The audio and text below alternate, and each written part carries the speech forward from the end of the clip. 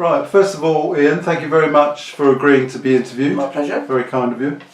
Can we start off by you telling me your name and a little bit about yourself, please? Okay, yeah, well, my name's Ian Coates. I started coming down here about 2.5 years ago. That was after my wife died, after a very long, protracted illness,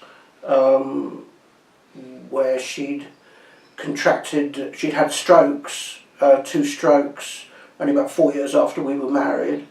It turned out to be caused by systemic lupus, and then there was a bit of kidney damage.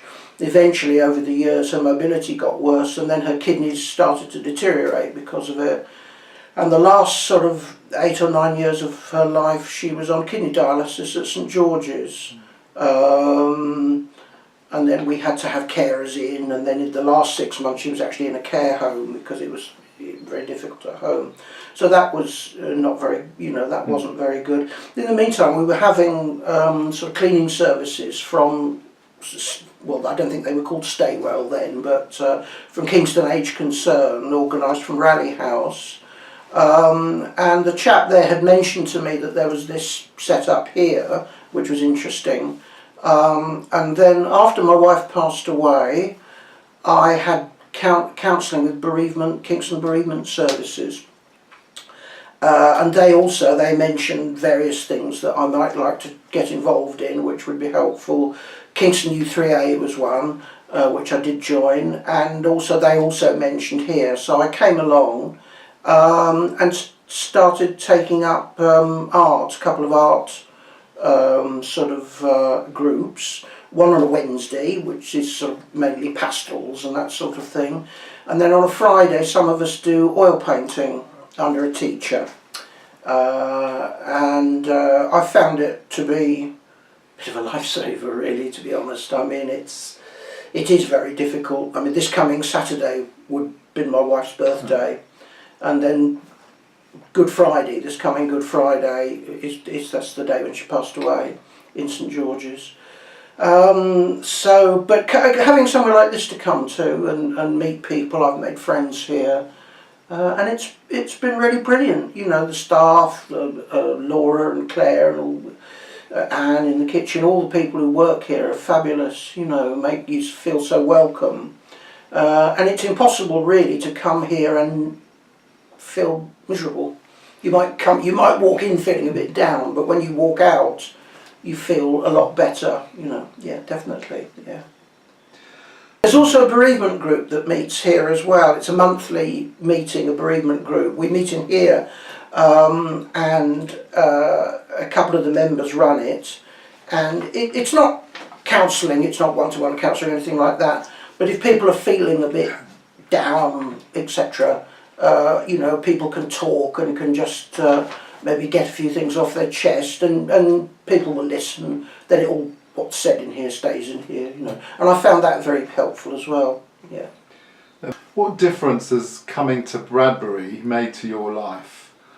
It's given it a focus again, because whilst my wife was ill for such a long time, and I was her sole carer for a long time, and a main carer really right up until she went into a home.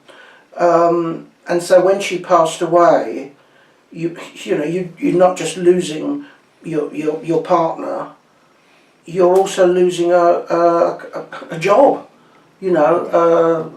So it's like everything. All of a sudden there's this empty space in your life, and the Bradbury has helped. I mean, nothing can replace when you're bereaved, but it's certainly given me a focus coming here and doing the art things. Also, when I first came, there was a lady coming. We were reading Shakespeare plays, and that's this, which was, again, it was something to get involved in, and it just keeps your mind going, really. And yeah. So it's.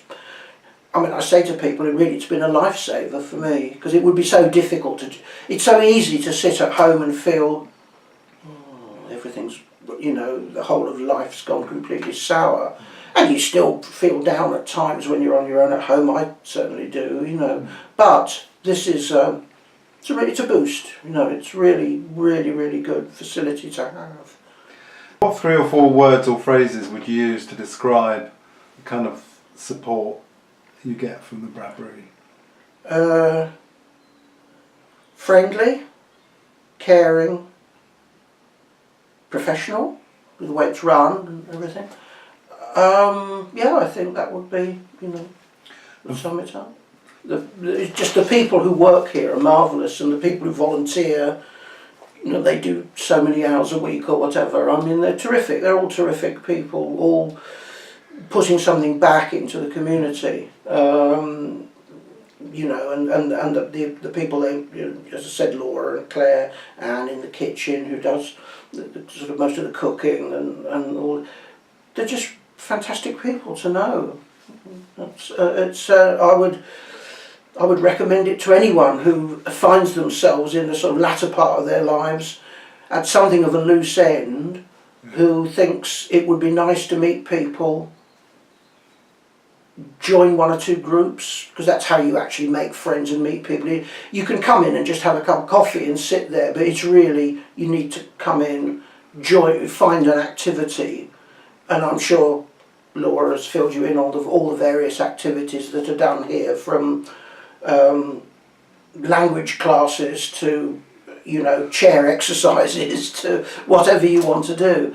And there are so many really nice people that it just makes life, it makes it worthwhile getting out of bed in the morning, really. It gives you a bit of focus, a bit of purpose.